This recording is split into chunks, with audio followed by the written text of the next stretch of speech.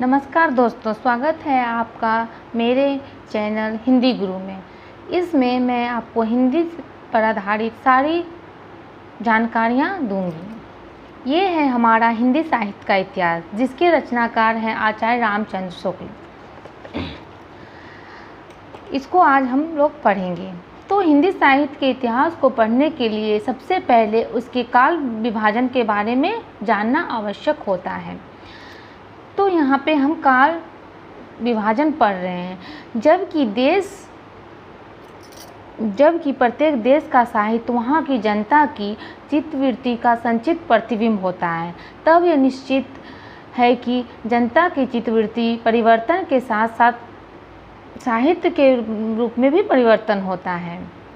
आदि से अंत तक इन्हीं मनोवृत्तियों को परंपरा में परखते हुए साहित्य का सामंजस्य को दिखाना ही हिंदी साहित्य का इतिहास है। जनता की चित्तवृत्ति बहुत कुछ राजनीतिक, सामाजिक, सांप्रदायिक तथा धार्मिक परिस्थितियों के अनुसार होती है। कहने का तात्पर्य यह है कि जिस तरह का समाज होगा, साहित्य भी उसी प्रकार का होगा। अगर हमारी सामाजिक स्थिति, राजनीतिक स्थिति, सांप्रदायिक स्थिति और धार्मिक स्थिति उस समय जिस प्रकार की होगी, उसी समय के अनुसार हमारी साहित्य की रचना होती है। साहित्य की रचना भी जनता की मन की प्रवृत्ति को ही दर्शाती है।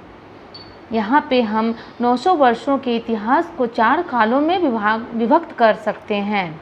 आदिकाल, वीरगाथा काल। आदिकाल को वीरगाथा काल कहते हैं, जिसका समय होता है संवत 1050 से 1375। पूर्व मध्य काल, भक्ति काल, संवत 1375 से 1700 तक।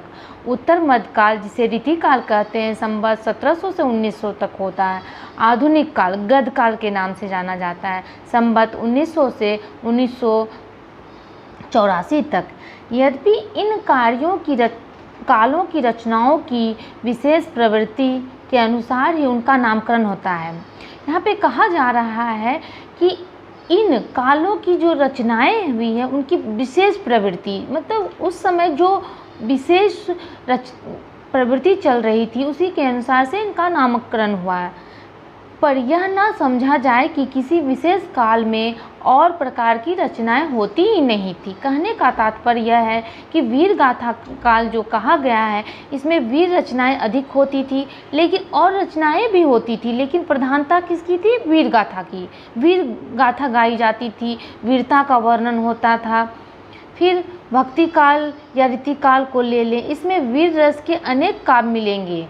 कहने का मतलब है कि भक्ति काल में भी वीर रचनाएं होती थी, लेकिन उनकी प्रधानता कम थी। भक्ति की प्रधानता अधिक थी, रीति काल में रीति की प्रधानता अधिक थी। अतः प्रत्येक काल का वर्णन इस प्रणाली पर किया जाएगा कि पहले तो उक्त काल की विशेष प्रवृत्ति, उन रचनाओं का वर्णन होगा। कहने का तात्पर्य यह है कि जैसे वीर गाथा काल है, तो वीर गाथा काल में हम पहले जो वीर गाथाएँ लिखी गई हैं, उन पर आधारित रचनाओं को पढ़ेंगे और उसके बाद बाकी की रचनाओं को जानने की कोशिश करेंगे।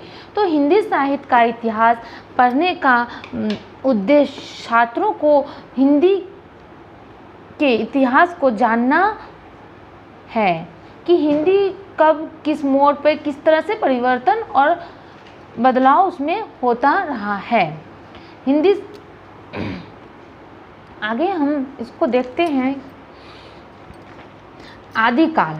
आदिकाल सामान्य परिचय। प्राकृतिक की अंतिम अपभ्रंश अवस्था से ही हिंदी साहित्य का आविर्भाव माना जाता है। उस समय जैसे गाथा कहने से प्राकृतिक का बोध होता था। कहने का मतलब है आदिकाल में गाथाएं गाई जाती थी। वैसे तो दोहा या दुहा कहने से भी अपभ्रंश या प्रचलित काव्यभाषा का पद समझा जाता है। अपभ्रंश, प्राकृताभास हिंदी के पदों का या प्रचलित काव्य भाषा का समझा जाता है। कहने का मतलब यह है कि आदिकाल का प्रारंभ अपभ्रंश या प्राकृतिक भाष हिंदी के पदों का परिचय कराता है। यहाँ पे इसका सामान्य परिचय दिया गया है। आदिकाल का सामान्य परिचय। आदिकाल संवत 1050 से 1375 अर्थात अर्थात महाभोज के समय से लेकर हमीर देव के समय के कुछ पीछे तक माना जाता है। यद्यपि जनश्रुतियाँ इस काल का आरंभ और पीछे ले जाती है और संवत 770 में भोज के पूर्व पुरुष यद्यपि जनश्रुति इस काल का आरंभ और पीछे ले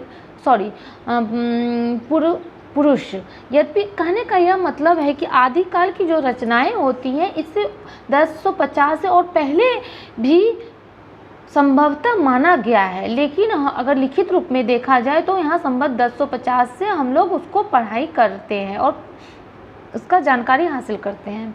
आदिकाल की इस दृढ़ परंपरा के बीच 150 वर्ष के भीतर जो रचनाएं की किसी विशेष प्रवृत्ति का निश्चय नहीं होता। धर्म, नीति, श्रृंगार, वीर सब प्रकार की रचनाएं दोहे में मिलती है।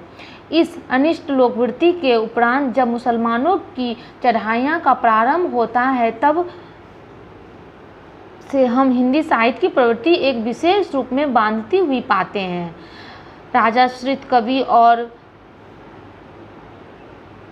चारण जिस प्रकार नीति, श्रृंगार आदि के फुटकल दोहे राजसभाओं में सुनाया करते थे, उसी प्रकार अपने आश्रयदाता राजाओं के पराक्रमपूर्ण चरित्र या गाथाओं का वर्णन भी किया करते हैं।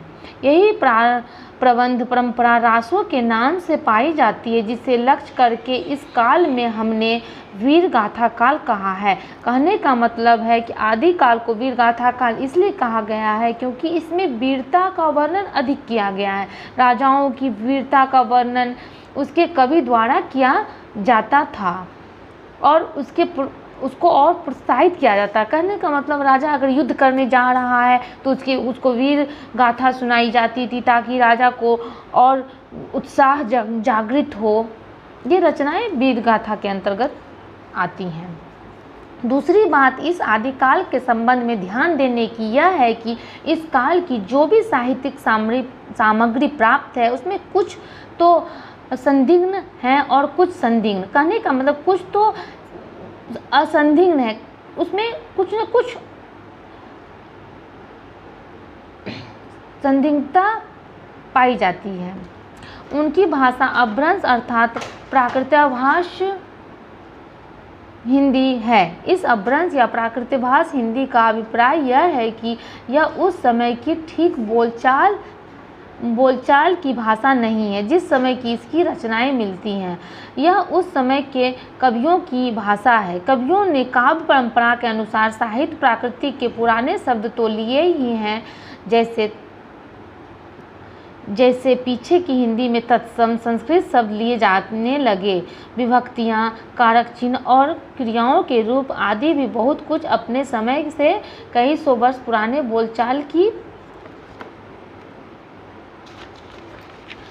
की भाषा घिस पीट कर बिल्कुल उसी प्रकार है। तो यहाँ पर समानता हम बहुत संक्षेप में आदिकाल जो कि हिंदी साहित्य के प्रथम काल के रूप में जाना जाता है, जिसको हम 1050 से 1375 तक पढ़ते हैं, कालखंड के अंतर्गत पढ़ते हैं, उसका हमने परिचय जाना और आगे परिचय जाना है। अब हम इससे आगे अगले वीडियो में आपको बताएंगे। तब तक के लिए धन्यवाद।